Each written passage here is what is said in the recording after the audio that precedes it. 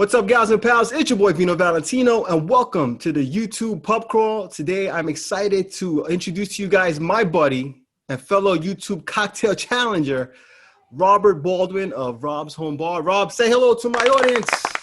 Cheers, guys. All right, nice. All right, guys. So this is a new YouTube show I'm going to be doing called YouTube PubCrawl, where I'm going to be interviewing your favorite IG, YouTube, and whatever bartenders, and just try to get to know them a little better, and hopefully learn something new from these guys. You know what I'm saying? And hopefully, have some laughs while we're at it. All right, guys. So rule number one is you have to have a cocktail. I have a little bourbon with chocolate bitters. And Rob, what do you got there?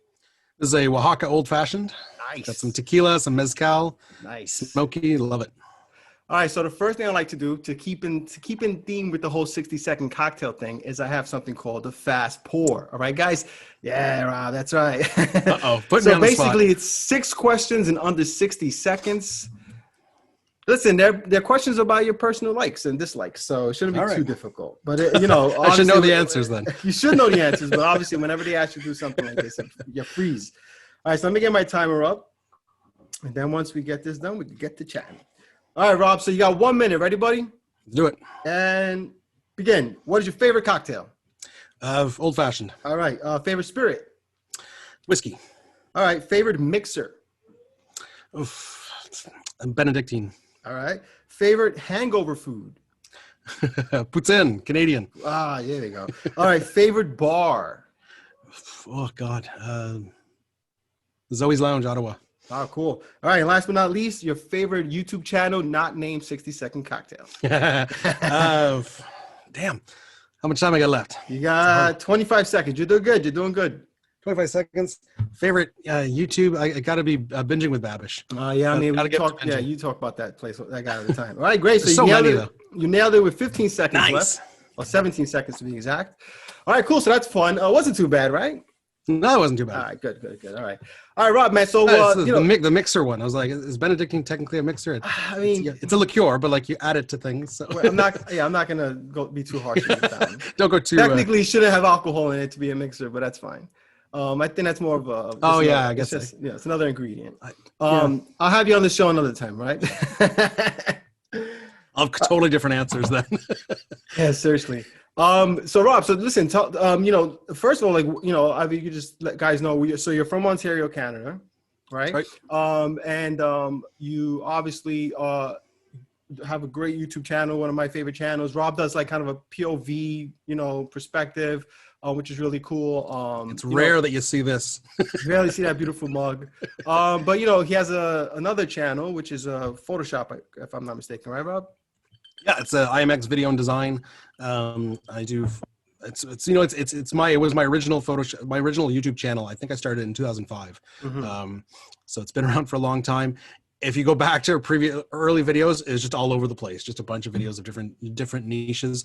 And then I really started sticking to the Photoshop tutorial niche, and that's where I really kind of took off there, and I found an audience there. Cool. Then I was very inconsistent with that for the past like 5 years. But I recorded the first episode last night, so cool. I'm reviving it, and I'm gonna try to do two videos a week, one Photoshop, one video editing, because a lot of people ask me for video editing tutorials. I've never, obviously my background is is graphic design and video editing, so I have a lot of knowledge. I've just never recorded tutorials specifically for the video side, so I'm interested. I mean, you got people are asking me all the time, like, how do you do that? How do you do that? So may as well incorporate it. But yeah, I've been wanting to revive that channel for a while, and try to find a way to be able to do that and the cocktail channel at the same time. That's going to be tricky, but we'll give it a shot in 2021.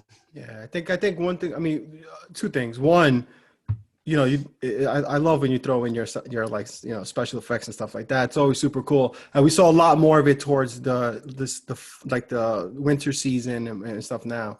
But the other thing is, I don't think people realize how much work a YouTube channel really is. I didn't know. I mean, I obviously did my research before I started, because I'm super like crazy that way. And I heard it's like, you got to treat it like a job. You got to treat it like a job. But I don't think I fully grasped how much work goes into it if you want to make something special of it. If it's kind of something you're just doing to do, then it could take as much time as you want it to take. But I think you and I, we always talk about, because me and Rob, we talk a lot.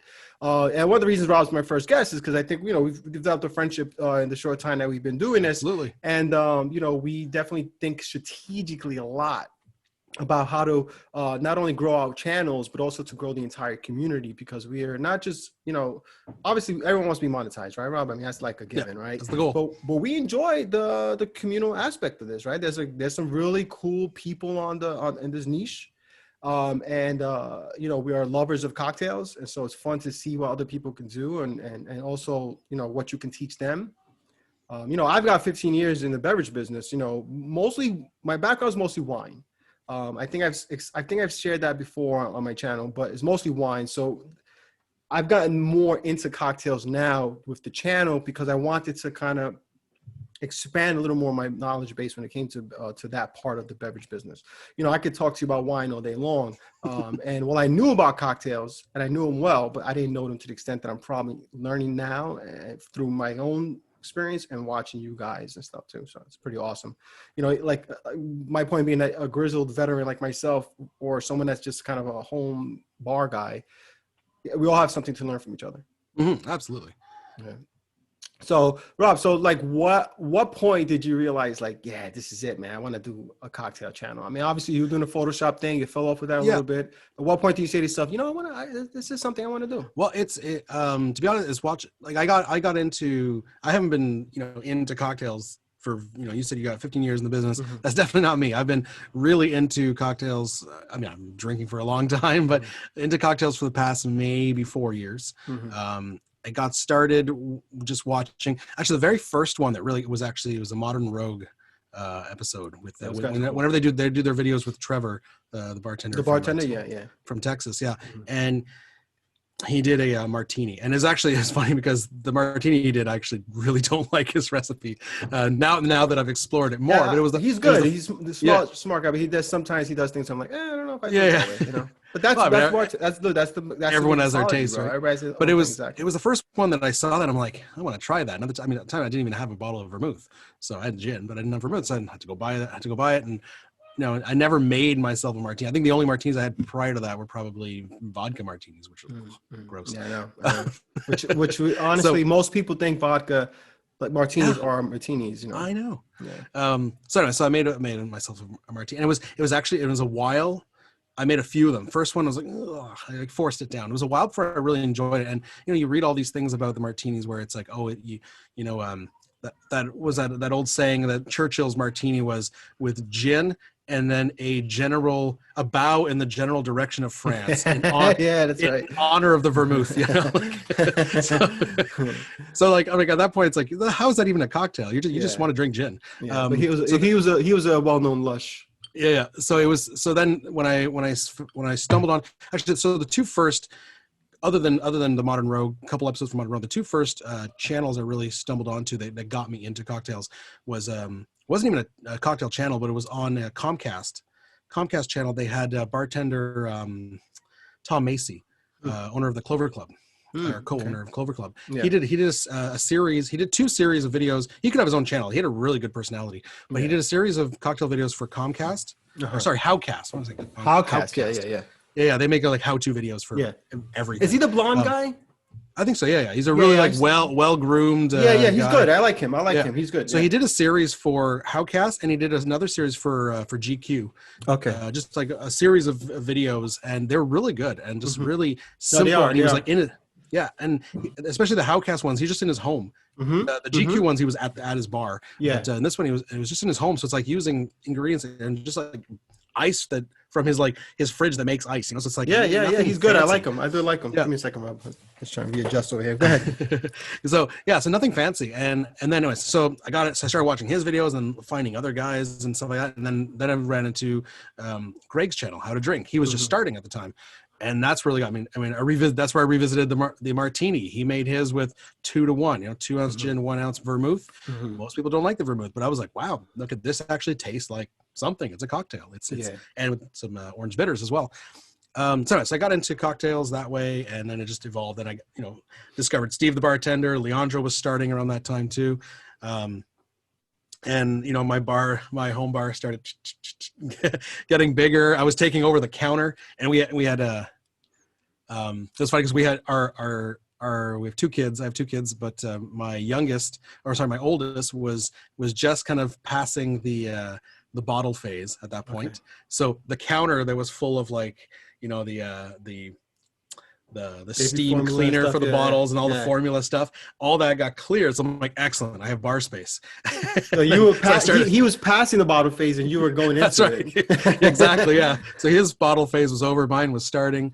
And then anyway, so that lasted about a year, but then my wife got pregnant again, and then so baby number 2 coming along, and then my wife's saying, you're gonna lose your bar space there because baby number 2's coming, and all that space is going back to to bottled formula stuff.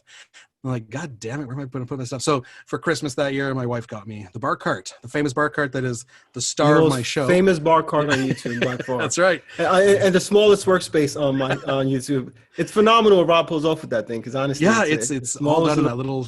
I'm running out of room now. It's full now, and the bottles are now being stacked in the pantry, and I need like a secondary bar cart now. Do you plan to upgrade that at some point if you can? I mean, I don't know. It's going to be. We're planning. Yeah, not much. We're planning to move in the next year or so, and I'm hoping that in the next house, I'm actually able to build a proper bar. Something like David or Ray's channel there.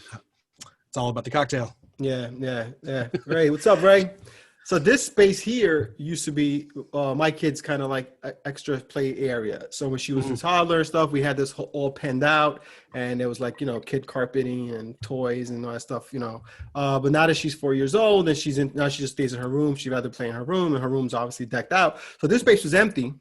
And, I decided to, do my channel. So I was like, what, this would be a perfect space for it. And I wanted it to feel like a bar, because that's what I'm used to in that kind of vibe. Obviously, it's not a full wet bar like Ray has, or even I think David's is a wet bar. I'm not 100% sure. I think it is.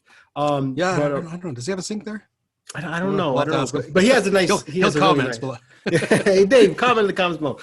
But it's and we're talking about David from Booze and Rocks for you guys that don't know.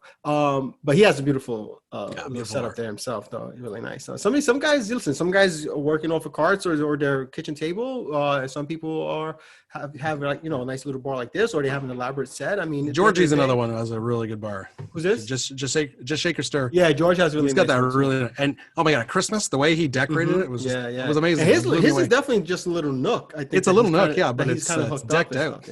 It's good when you have like a basement or garage space. I'm using a portion of my living room, so I don't, I can't like create like walls and nothing. I contemplated, not for this channel, but I contemplated for other channels, other channel ideas that I have.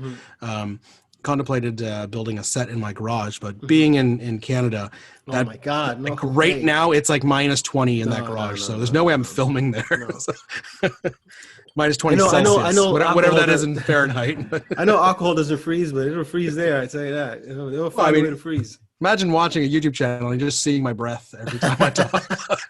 And I'm wearing like mitts and a parka. And I mean, you got to do one in the snow. We've talked about that before. You have to make. I've been thinking about that. I think I'm ready now because there's a lot of snow outside. You're getting it now, right?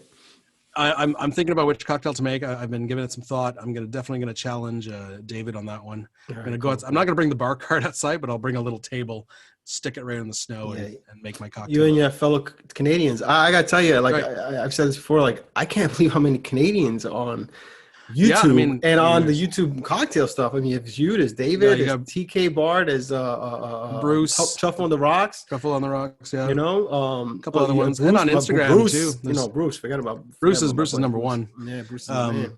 But on Instagram too, we got Stefan. We got a few other big guys there. Yeah. Then you got Stefan, who's a super brilliant cocktail guy. Very knowledgeable. Yeah. I've been on Instagram. We're going back and forth. Going back and forth. He's been showing me. He seems to have an in on like all the local like distilleries here in Canada, here in Ontario specifically. I actually just ordered from his advice, just ordered a bottle of Old Tom gin from a local distillery, and I just got a shipping notifications. Hopefully it's courier, so hopefully it arrives today. Cool. I'm really excited to try it. There's a lot of like things like the the Martinez or whatever like that use the Old Tom's gin. Obviously, I've never had it. Yeah, people it's not something I improvise can it. find around here. Yeah, people usually just kind of improvise. I mean, I just made something recently that was made originally with Old Tom's gin, but there's a modified version of the cocktail for dry gin, and it was delicious. Actually, it's I made it for another channel, that Vegas Tips and Tricks channel I told you about. Oh yeah. It was a casino. Yeah, I have to check out. I haven't seen those any of your videos there. Yeah. I've done like 2 of them so far, and I have a couple that I've filmed that I haven't given to me yet. Yeah, he's a Vegas guy. You know PJ from PJ's Cocktails. Yeah. So I'm really friendly with him, and he is big on Vegas. That's really his thing, is the Vegas stuff. But he also has he has a channel where as an Uber driver also. He has a viral video that's like 1 million people watched of his first day on Uber and stuff like that. Yeah. Anyway, cool. So he is into the whole Vegas stuff, and he has a buddy that has a Vegas news channel, like Vegas Talk, and he does cocktails for them.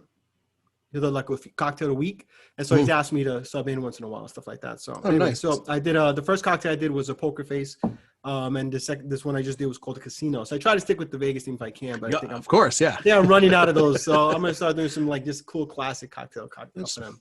Make up your own. Not a big cocktail crowd, but they do appreciate it. I'm sure there's a cocktail called blackjack. There has to be. Right? I can make one up. That's the beauty of this business, right? Just make one up. Yeah, he's a blackjack game. So speaking of cocktails, so Rob, so you got to tell me what was the first cocktail, not first drink, the first cocktail you've ever had that more than 3 ingredients. I'm not talking rum and coke. More than 3, yeah. So something that you feel like just like I got. Something. I always like things with flavor, right? Like so when people started, I've never been big, and I mean I've been a beer drinker. I like craft beer and things like that, but my issue with beer is just it's the volume of liquid, right? Like you go out with some friends and have like 5 beers, you're just bloated, you start burping, and it's just and you feel gross afterwards. And so you also can't nurse one, right? Like if you want to take your time with a beer, it's gonna taste like shit. Exactly. Drink you could nurse a glass of scotch. Exactly. So I transitioned into cocktails fairly quickly because I'm not a big. I like beer, but in small quantities. Like I'm not a heavy beer drinker. Yeah.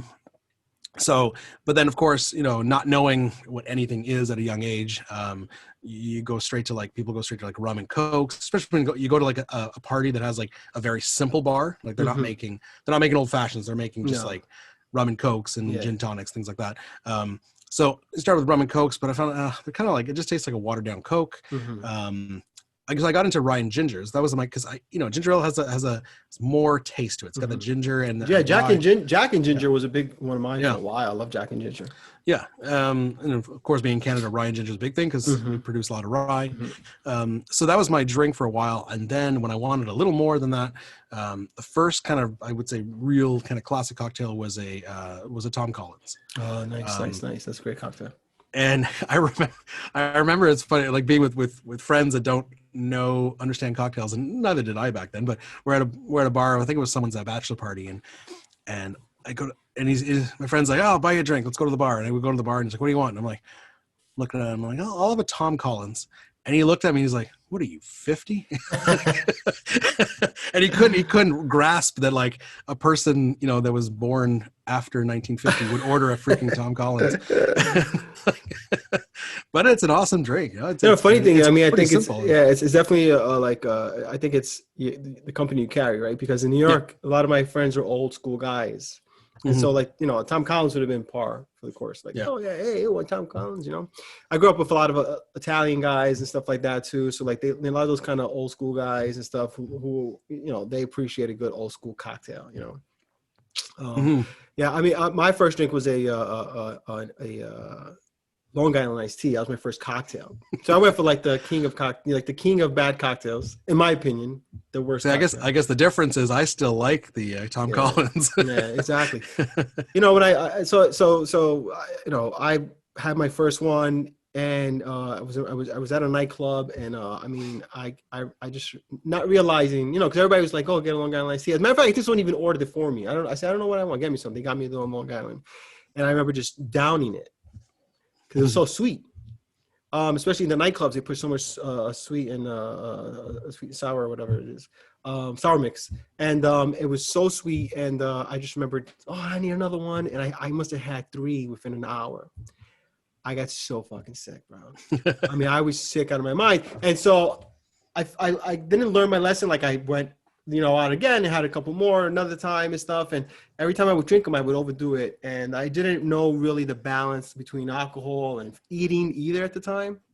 And I'm a thin guy. So like, if I'm not full up over here, I'm going to get drunk a lot faster than most people. It just never, I stopped drinking them like by law. And I didn't have one for a good 10 years until I did one recently for my show. And the minute I had it, I mean, the smell of it, man, it was like, oh. I love your on your video for the Long Island, your thumbnail just you. Yeah, it's because it's just and I get the appeal of it, whatever, but it's not for me, man. So I don't mind the Long Island. Every now and then, there's people that love it. I don't blame them. I mean, I'm sure like I love stuff that people don't like. My wife hates like stiff drinks. Like she thinks the old fashioned is horrible. Yeah. Well, I remember my first old fashioned was I made it at home. It wasn't at a bar. And I had never had it. I didn't know what to expect from it. Uh-huh. So I was, and to me at the time, most cocktail, with the exception of the martini, most of my cocktail experience were things that had soda in it. So it's easier to drink. It's more refreshing, Yeah. So I don't think I'd ever had a stiff drink at that point. So I made, and I'm following the instructions. I made the old fashioned. I sip and I'm like, oh God, this needs like Coke or something. and took me a while to realize what it was and how to appreciate it. It was actually similar with the Negroni. I remember first making. I saw it on the first time I was introduced to the Negroni was on Greg's channel, How to Drink, and I was like, I want to try this, and it seemed like one of those drinks, like top 3 drinks. You got martini, old fashioned, Negroni. Those seems to be some of the main drinks. So I was like, okay, well, everyone's talking about this. It's got to be good. Bought a bottle of Campari. I mean, I heard it was bitter. Didn't really know what to expect. And it's funny because I think I'd mentioned this, and I was talking to Peter about this in Tribal Bar Guy in the comment section of one video. I think it was one of my videos a while ago. And it's like, Campari was my first Amaro. So after that, all the others just seem so sweet, so mild. Sweet and mild, exactly. Like Averna, and like even Aperol. It was a while before I tried my first Aperol spritz, and I'm like, and in my head I was thinking Campari. That's all I know is Campari. I'm like, Aperol must be like Campari, right? So Aperol spritz. I'm like, how are people drinking this? How is it refreshing? Yeah. Until you drink, I'm like, oh wow, Aperol is actually quite sweet. Anyways, back to it. So Negroni. Trying my first Negroni, I soldiered through and I drank the whole thing, but I did not enjoy it. Yeah. I was like, oh God, how do people drink this? This is like bitter and disgusting. But it's and I remember Greg's video. He talks about how I really enjoyed that video that he made because he talked about how you control your own mind. You can decide. You know what? I'm gonna like this and I'm gonna appreciate it. And you kind of like. You get over the fact that it's bitter, and just focus on all the nuances of the flavors and everything. And now Negroni is one of my favorite drinks. I have one all the time. I gotta tell you, the Negroni and Campari in general had a renaissance like this last year. I mean, I can't tell you like how much, how many videos there were of people using Campari in different cocktails and different, whether it was a Negroni or an Anzoni or some sort of clarified drink or something like that. It really had a huge renaissance this year, which is pretty cool. Clarified Negroni, I've made that recently. I'll have to do a video on that because I think people enjoyed my like comparing Mai Tai to clarified Mai Tai. So I think I'm going to do the Negroni. That has to be one of the. I'm fairly new to clarification, but of the clarified drinks I've tried, Negroni is the one that. I don't want to say it's my favorite, but it's the one that has the most drastic transformation. I have to imagine it does. And it's not like I know at Truffles on the Rocks did a clarified Negroni, but his recipe he called it clarified Negroni, but it's quite different. It's not the standard Negroni recipe, just like gin, vermouth, Campari. That's the one I did. I just did gin, vermouth, Campari, added some lemon, added some milk, and then clarified it. It comes out almost perfectly clear, hint of yellow. The red is just all gone. Yeah, wow. And the sweetness comes out. The lemon does something to it, so it's got a little sourness to it. That bitterness is still there, but it's very mild. And it's just really, really enjoyable. I haven't made any clarified cocktails. I mean, as you know, the point of my show was to like make the cocktail in 60 seconds. So, you know, you and have to like pause honestly, listen, man, I come from an events and catering background where you had to make quick drinks, right? Because people were, they had to get somewhere fast. You know, events have a life, you know, they start here and they end there.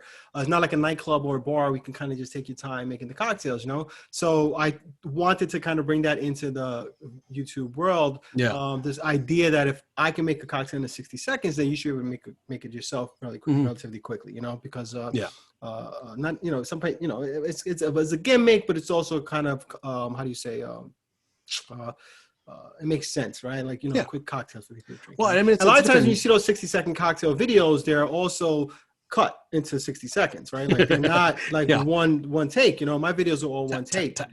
Yeah, exactly. So you see this all happening in 60 seconds, but it could be something that actually takes you 3-4 minutes. For sure, yeah. I've seen the couple of your videos where you drop the jigger and it's like, oh God.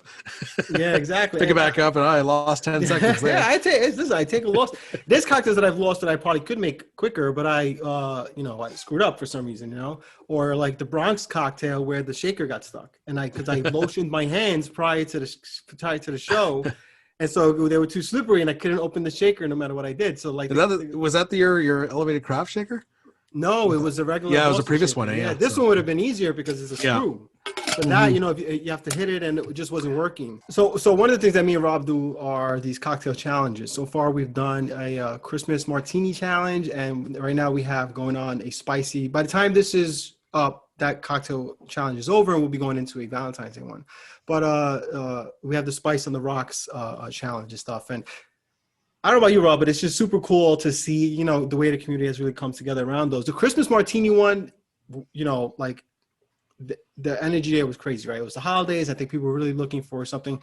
And then the Spice on the Rocks, if at first it kind of felt like, I don't know, man, I don't know. But now they're coming out. Yeah, are just coming in. The first week we got a couple, and I was like, you know, I think people are kind of burnt out after Christmas, but now, they're just coming out left, right, center. And they're awesome because they're so creative on ways to use spice. Like mine should be out by the time this is up. We've got, some of the more creative ones. We've got, was it Grace? They used cinnamon, Thai cinnamon, or some Thai cinnamon. Yep. No, Vietnamese cinnamon. Vietnamese cinnamon that was like spicier. Of course, Peter who used wasabi. Yeah, I really want to try that one. Tribal bar guy used wasabi, which I thought was wicked. And so I got my my Chinese peppers here. Nice. And some gin, so I'll be doing that. I'm actually gonna film that tomorrow. That's a lot of peppers and a small amount of gin. I know. I'm gonna dilute it. Okay. It's I want to try it at least once to see how hot it is. But the Chinese peppers aren't super, super, super hot though. Okay. I mean, it's gonna. I was like, I remember because for mine, I did the morita peppers, and my original idea, because a friend of mine provided me with a bunch around Christmas time. He gave me a whole bunch of different chilies, dried chilies, and he did have some Carolina Reapers, which are like the 2 million Scovilles. Yeah. So like the hot, it's currently, I think it is the hottest pepper. So me being like the hothead, like I'm gonna go big or go home. I was like, I'll infuse that with gin. And oh my God, I'm glad he talked me out of it because the Morita was spicy enough, and it's all. I mean, this one's Carolina's 4 million. This one's around the 10,000 level, so a lot, and it was spicy enough. So what's that spicy show? The Hot Ones. Hot Ones, yeah. I mean, those guys, man, they're doing a hot sauce, which is still super hot, obviously, and stuff. Still, the last one they do is pretty insane. Yeah, but none of them use the Carolina Reaper, though, right? I don't know. It depends. It might be infused in the sauce. I have no idea. It might be. It depends. Sauces will always tone it down because you're adding more ingredients, right? The pepper is your base, but then you're adding vinegar. You're adding other stuff to your sauce. So so it'll always tone it down a little bit. So Rob, we talked about your favorite cocktail being the old fashioned, and we talked about your first cocktail being what's it called? Tom Collins. Tom Collins. Yes. So do you remember the first time you got absolutely plastered? It could be on anything. It was at a Fred's cottage. We were sitting around the fire, and just again, it was just rye and gingers, to be honest. And it was just you start with a bottle, and you've got a bottle of ginger ale and a bottle of rye, and you're making those drinks just on the spot. And then you start not realizing that you're pouring a little too heavy on the rye, starts being like rye and ginger, and it ends up being rye ginger. And no, that wasn't fun. I don't I'm someone that like I said, I love cocktails, love to drink, but I don't get drunk often because I don't know what it is. I have a high tolerance for alcohol, but I get horrible hangovers. Oh, really? If I get plastered, I am out of commission for 2 days afterwards. Really? I'll have a hangover that lasts, like I'll have nausea and headache that'll last 2 days afterwards. It's really bad. So for me, it's just, I knew this even in my teen years, and I had to basically make that decision. I'm going out, there's a party, and I'm like, is it worth it? Is it, yes, I'm going to have fun if I get completely shit-faced, but is it worth wasting my next 2 days? So a lot of times it wasn't. So I'm like, you know what? I'm just gonna have a couple and call it a night. Yeah, I have a high tolerance, and I don't get hangovers. I mean, I've gotten destroyed though before. I mean, I remember one of the worst times I ever got really smashed was I was at a friend's. We had a house party at my buddy in Boston. And this was when St. Ides, I don't know if they had that in Canada or not. So St. Ides was a beer that was kind of targeted to the inner city demographic and stuff. Okay. And so, I was in my homeboy phase at that time. And so, we bought a couple bottles of St. Ides, and me and this one girl shared a bottle of St. Ides, and both of us got passed out drunk on the first bottle. So, there was always rumors that St. Ives was kind of tainted and was trying to destroy the minority community and stuff like that. And I don't know why it was. And I mean, I used to drink 40 ounces, by myself, no problem. But this bottle destroyed us. And I remember sitting on the couch, and that was the last I remember. And I woke up the next day with someone hit me with a sledgehammer.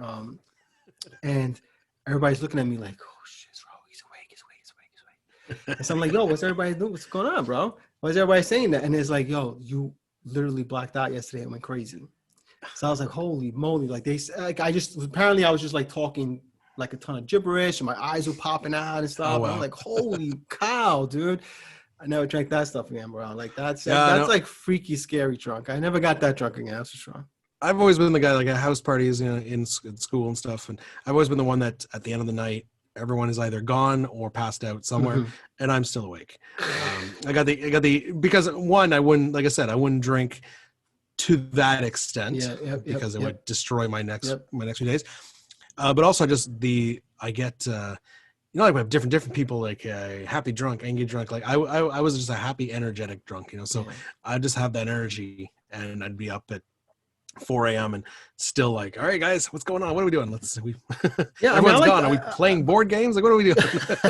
But I like to how do you say, pace myself, so that I can enjoy myself. It's not just enjoying the cocktails, enjoying the night. I'm partying over here. I want to dance with somebody. I want to, make jokes with my buddies and stuff like that. So getting shit-faced, smashed drunk was never my thing. I've probably gotten drunk 5 times my entire life. I mean, I've gotten obviously buzzed, every time I drink good, but I always hold my liquor well. Yeah, and I mean, it's no fun to be and over the top. I've always been the one. I like the. It's not about the end result, which is getting drunk. It's about the experience. And I've always, even before getting into cocktails, I still enjoyed.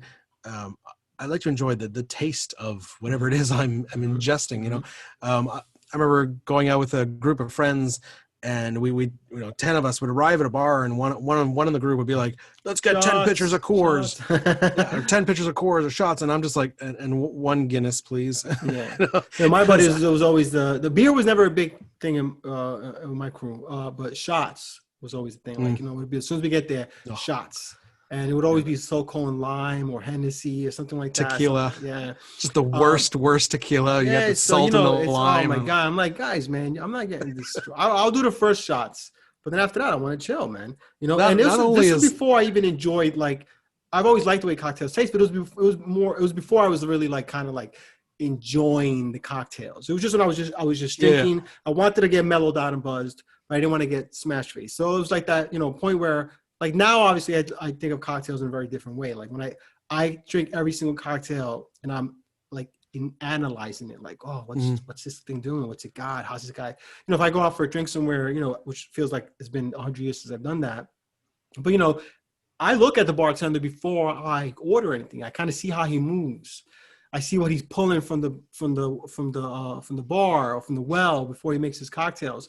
It's like I kind of see what this guy's strengths are. You can, if you've been, on my side, especially doing this long enough, you can kind of tell, not so much whether a bartender's experience, because that to me is as much a relevant thing as much as how talented he is. Yeah. Like, does he know what things taste like together and how much he should be pouring? Because like that whole free pouring thing and stuff like that, I'm not a huge fan of that. I mean, I know it looks cool and people like it and stuff like that, but the reality is that I want a cocktail to be made the way I expect it to taste, and so depending on where I am, I'm not going to order a cocktail. If I'm at a beach bar or something like that, if I order a cocktail, it's going to be a beach cocktail, like a pina colada or something. There's a Canadian guy on I forget his name, I don't know if he's on Instagram, and he does like crazy bar flair. He's like amazing at like flipping the bottles and stuff. And he teaches a course on it. And one of the things like he always said, and it makes sense. He says, if you're looking to get into like that kind of bar flair and stuff like that, he says, you have to know where you're working, because you've got bars that are specifically for flair, right? People expect it. You order like a vodka cranberry, it's going to take like 15 minutes because the guys are going to flip all the bottles around. But if you're working at a standard bar and the guy's like, I just give me a freaking like old fashioned, and you're taking 15 minutes. He's like, dude, give me my goddamn drink. The best old fashioned I ever had here took 15 minutes. It didn't necessarily have to take that long, but I saw that the guy was taking a long time with each drink. And I could see that he took his time with the muddle, that he was using sugar, not simple syrup. He was using Demerara sugar, which is a huge preference for me. He wasn't using maraschino cherries. He was using, Luxardos and, the peel. And I saw him express it. And I'm seeing this from a distance. And he's doing this. He's making a Manhattan. I know he was making a Manhattan. He was making my old fashioned. And he was making something else, a cocktail that I didn't know what it was. It might have been from the bar menu or something. And I saw the time he took, and I was like, this cocktail is going to be fantastic. I know it. And when it came, it was absolutely fantastic. And, you would think, oh, it's old-fashioned. How much better could it be than the next guy's? The thing with a cocktail with simple ingredients is exactly that. Like, you can screw it up huge, big time. Or not screw it up, but make it completely different from what I would want. But that, to me, that's the old fashioned for me. I mean, whether it's bourbon or I'm not super picky on the like you were saying, like on the sugar. I prefer rye, but bourbon and rye, they're both great. Bitters, go to town, give me whatever bitters you want. For me, the biggest make or break for an old fashioned is the ice. Because I've gone to a local bar. It closed down, but it was like right across from my house. It closed down a while ago, and we went there, and I looked at the menu, and the old fashioned. The ingredients, it was Buffalo Trace. I'm like, perfect. And then it was sugar cube and Angostura, and I think they also use orange. They were using the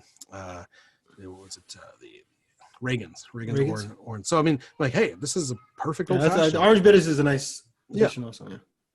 It's a perfect old fashioned. And then, but it comes to me, and they've just got like the iced chips, like the classic. The same ice that you put in like a Coke if you're ordering a Coke, just like the standard bar ice. Yeah. And I'm like, and I'm just like, so, the first sip was great, but by the fourth sip, it's watered down. Yeah. You got to use bigger. Really even if you're not going to use a single large cube, you have to use like some bigger. Yeah. Cubes. You don't have to. I mean, if you want to go fancy, get the clear ice cube or sphere or whatever. Obviously that you're showing off when you do that, but you got to at least use big, like 3 or 4 big cubes that are not going to melt too fast. This was like chips. So for me, I don't want to feel like snobbish, but when I go into a bar and order a fashion, I feel like asking, like, what ice do you use? Because it does make a difference. Again, with a cocktail like the old fashioned, which is is a basic cocktail in terms of its ingredients, it's very simple. So because of the nature of that, it could be really, everything sticks out. Like, you taste every element of the cocktail very profoundly. And so when something is off, You know, especially when it gets watered down too fast, you're like, oh man, you know, especially because that's a cocktail you babysit, right? You know, you sit there and you kind of, you know, take your time sipping it. You know, you don't down it like other cocktails. I've always made mine with simple syrup or maple syrup because it's got, you know, that extra flavor. But recently I think just out of necessity, it's what I had. But recently I've been really into making them with the sugar cube because a little bit of the sugar kind of stays at the bottom. That's why I like it with the Demerara sugar cube, because so that last it evolves. Yeah, it evolves. It starts off so much stiffer, and then as you get to the end, it's like a treat almost. It's like because the sugar also absorbs some of the bourbon or rye, whatever you're using. So you got like this really delicious kind of syrupy. It's a little watered down at the end, but it's like really sugary. And like Leandro says in his videos, it's like it sets off those endorphins and then you're ready for your next drink. Yeah, no, it's true. I mean, I don't know if it does that as much as for me. It just tastes great. I love that. I love the way it tastes. I'm always ready for another old fashioned, so I don't need I don't need anything to tell me that, you know. So Rob, so obviously, you know, something we talk about a lot is kind of going into this whole, you know, strategic monetization thing with YouTube and stuff. We know, I know what we talk about. I know what we're hoping to do, and in terms of growing our channel and also bringing the community together and stuff like that. So, you know, what are some of the things that, you know, I think you feel like you'd like to talk about in terms of that? Like, you know, what are some of the things you know you're excited about doing for your channel and doing also for the community? Well, one of the biggest things that for any niche is, and I think that a lot of people overlook, is engagement. And we talk about this all the time. You know, there's a lot of channels. We discovered new channels almost every day, new cocktail channels, and some of them are just they might have great content, but if you're not engaging, you're not going to grow. Like, and it's you talk about that a lot. There's a false sense of I mean, especially if you're someone who's in traditional business, you see everyone is your competition. Especially someone who's in your area, in your niche, or in your whatever it is that you do in the same market, then you know, if you open a restaurant and there's a restaurant, an Italian restaurant, say, and across the street in another Italian restaurant, that's your competition. You're not going to get together and make like a promotion together, because I mean, you're fighting for people's money. You're here, you're fighting for subscriptions, which are free. Exactly, and so someone's not going to have dinner at each restaurant, but they'll subscribe to both. So people come into YouTube with that same mentality as, oh, this guy's in my niche, he's my competition. I'm not going to friend him, like, but it's completely the wrong attitude. And that's disappointing. Also, you know, on that note, like, also I think it's so important to, you know, we do this a lot and we promote other people's channels, right? Like, I'm constantly, you know, especially on Instagram, like, you know, I'll feature people's cocktails in my stories and saying, hey, go check out this guy's stuff. He has a cool new cocktail, blah, blah, blah.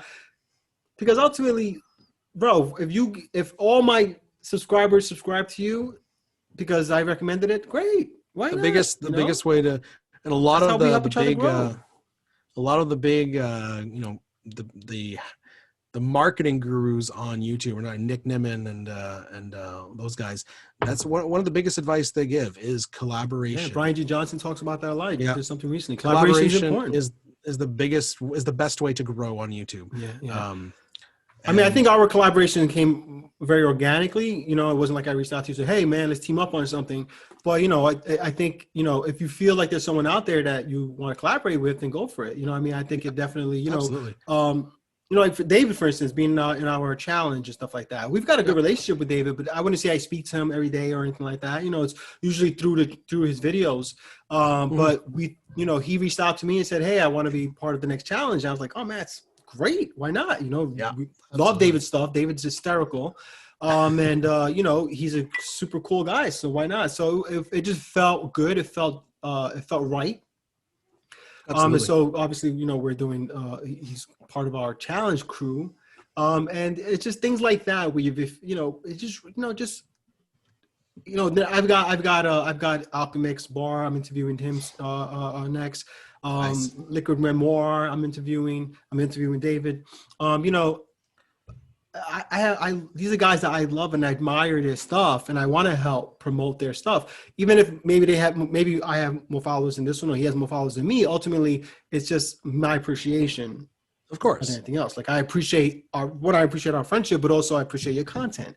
And if my followers are like, "Oh, this Rob guy seems cool," and go check his stuff out, that's good. People love content, so the more content you can say, this guy's making content too, then.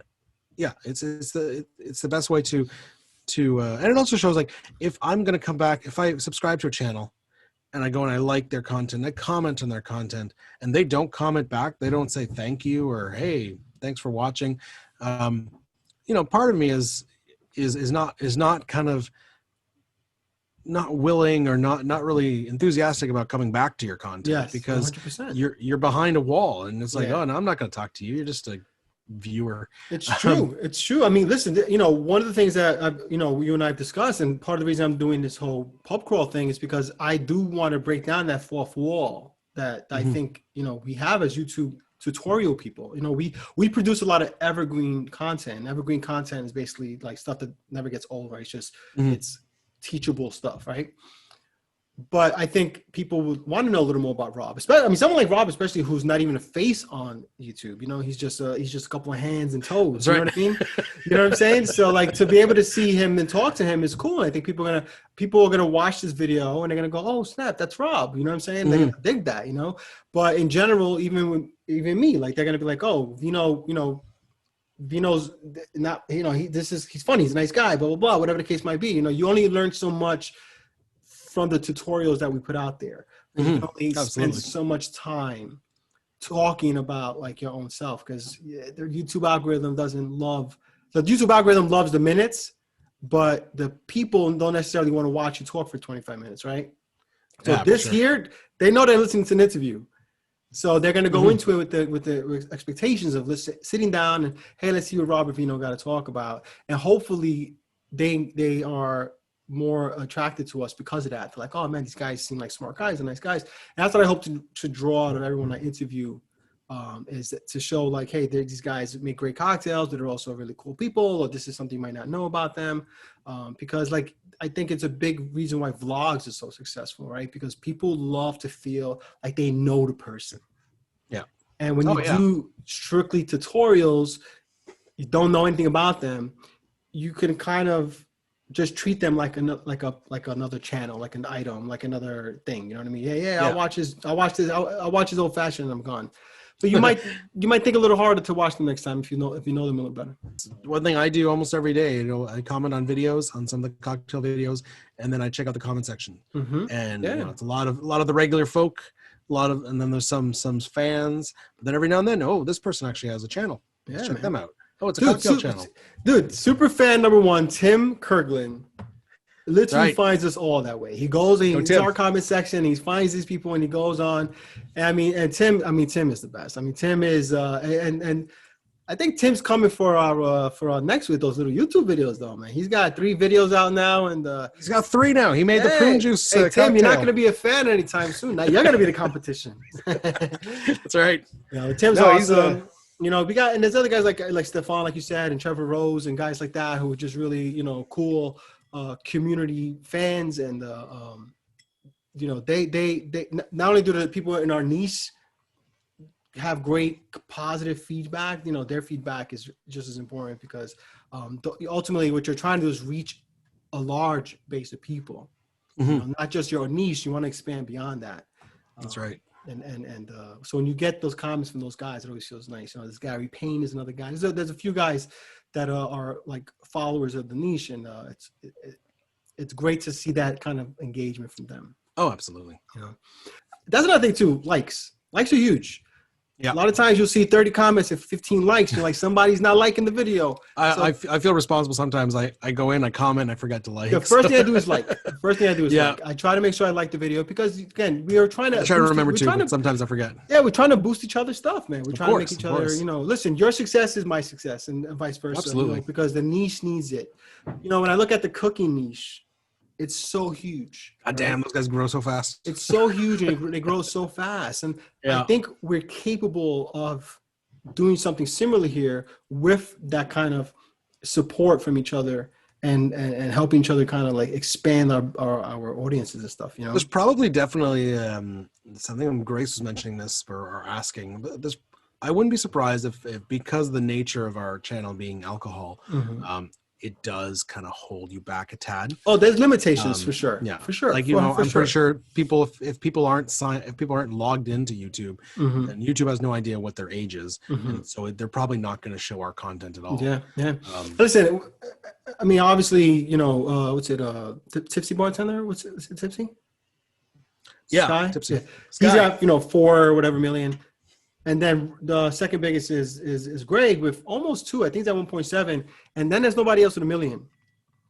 So, you know. That's right, eh? The next up would be, Steve or Cocktail Chemistry would be the next one up, I think. He's like 800 or 900. Steve's like 800. Cocktail's like, I don't know, 6 or I don't know. Yeah, exactly. So the point is that, you know, obviously even the bigger channels are not at that 1 million mark, but you don't need that to be a success. Oh no! You need to gauge success for yourself first of all. Yeah. But monetization is right around the corner if you're able to put the work in. Again, engaging and just strategizing and just really understanding what it is and consistency. Consistency is super I think a huge. big one is consistency. That's one thing I never did, which I'm trying to do now with my Photoshop channel. But with the cocktail, I've been very good at that. But it's if you're telling people I'm gonna make a video every Monday, every Friday, or whatever your schedule is, twice a week, then you need to hold on to that. You need to do that. If you don't think it's possible, then it's once a week. If you don't think that's possible, then once bi-weekly. It doesn't matter what your schedule is, as long as you're consistent to it. Don't tell them I'm going to do five videos a week and then don't deliver. And YouTube knows that. YouTube looks at that, man. Yeah. They know. Also, I think scheduling is another big thing. You know. Like making sure you release on the same time, the same day every week. I think that's the big thing. A lot of people. Rob knows everybody's schedule, by the way. Yeah. He DM'd me yesterday. Said this is when this guy goes on. This guy goes on. I'm like, holy crap! It's my morning routine. You know, when my wife, we get up, my wife takes kid to daycare. I'm waiting for the other one to start his online schooling, and I'm just scrolling. Oh, Vino's got a video. Oh, David's got a video. Let's watch those. And so I'm starting to know everyone's schedules. Everyone who's consistent, at least, but yeah, when it's all over the place, it's you know, I would say if you're done your video, a lot of people are just eager to release that video. You know, if you're done at 10 p.m., you're just rendered your video, it's done, yay. I'd say don't release it right away. It's 10 p.m. It's too late. And don't release it on schedule it, upload it, schedule it for 7 a.m. the next day, and stick to that schedule, and then release it on the same time, same day every week. There's also bad times to release videos, you know, like weekends. Yeah, I mean, you can easily Google that. Yeah, I mean, this is best time to release YouTube. It'll give you some sort of little statistic and best days. For sure. And again, you know, me and Rob aren't like the YouTube gurus here, but you know, there's enough information and evidence out there that says like these things work and these things don't work. So, you know, this is off of our knowledge base, and again, we're in a niche that's a little more restricted. Yeah. So growth is possible, but it's slower. You know, there's guys that requires some.